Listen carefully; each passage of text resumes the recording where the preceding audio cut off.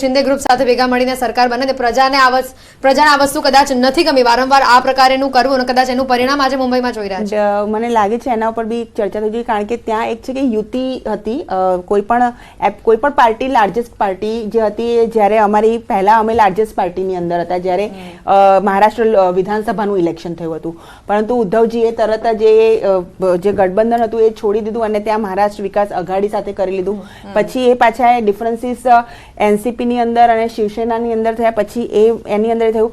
તો હાલમાં આખું મહારાષ્ટ્ર મને એવું લાગે છે કે પાર્ટીઝ ની અંદર પાર્ટીઝ એન્ડ ઓલ એના આરોપ તો શ્રદ્ધાબેન તમારા ઉપર જ લાગ્યા ને? નહીં, અમારા પર આરોપ તમારા ઉપર લાગ્યા ને કે ભાઈ ભાગલા પાડવાની રાજનીતિ તમે કરી. સંધ્યાબેન એક સેકન્ડ, ઉદ્ધવજી એમની પાર્ટી ના સાચવી શકે. સી એક સેકન્ડ સંધ્યાબેન, હું તમને કહું છું કે આ બધું અમારા માટે, હું વારે વારે કહું છું કે અમારા માટે બી સમજવાની જરૂર છે. અમે સમજીશું, અમારી સરકાર બની રહી છે, પરંતુ કોઈ XYZ પાર્ટીનો પ્રતિનિધિ એની પાર્ટી ન સાચવી શકે તો એનું ઠીકરું તો તમે ભારતીય જનતા પાર્ટી પર અમે ન જ ફોડી શકો. એ તો એને જ જોવાનું છે.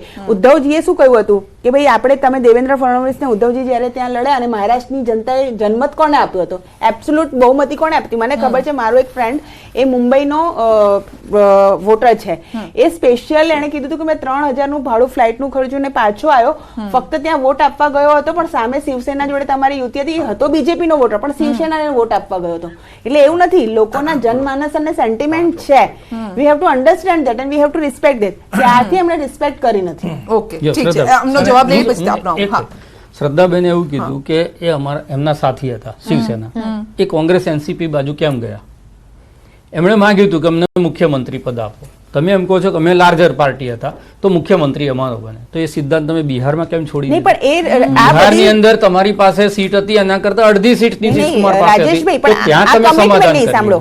તમને કહ્યું, આનો તમે બહુ સારું ક્વેશ્ચન કર્યું. આ કમિટમેન્ટ મહારાષ્ટ્રમાં જ્યારે અમે ગઠબંધન કર્યું હતું ત્યારે કમિટમેન્ટમાં દેવેન્દ્ર ફડણવીસ ચહેરો હતા, અને બિહારમાં જ્યારે અમે ગઠબંધન કર્યું હતું ત્યારે નીતિશ કુમારજી જ અમારો સીએમ ફેસ હતા, અને અમારી પાર્ટીની સીટો વધારે આવવા છતાં બી અમારું જે કમિટમેન્ટ હતું એ અમે નીતિશ કુમારજી જોડે પૂરું કર્યું હતું. રાજનીતિ સફળ લોંગ ટર્મમાં સફળ નીતિશ નહીં કુમાર થાય. તમારો વફાદાર સાથી નહોતો. શિવસેના જે છે આઈડિયોલોજીકલ પણ તમારી સાથે હતા અને બહુ લાંબા વર્ષો સુધી તમારા સાથી હતા.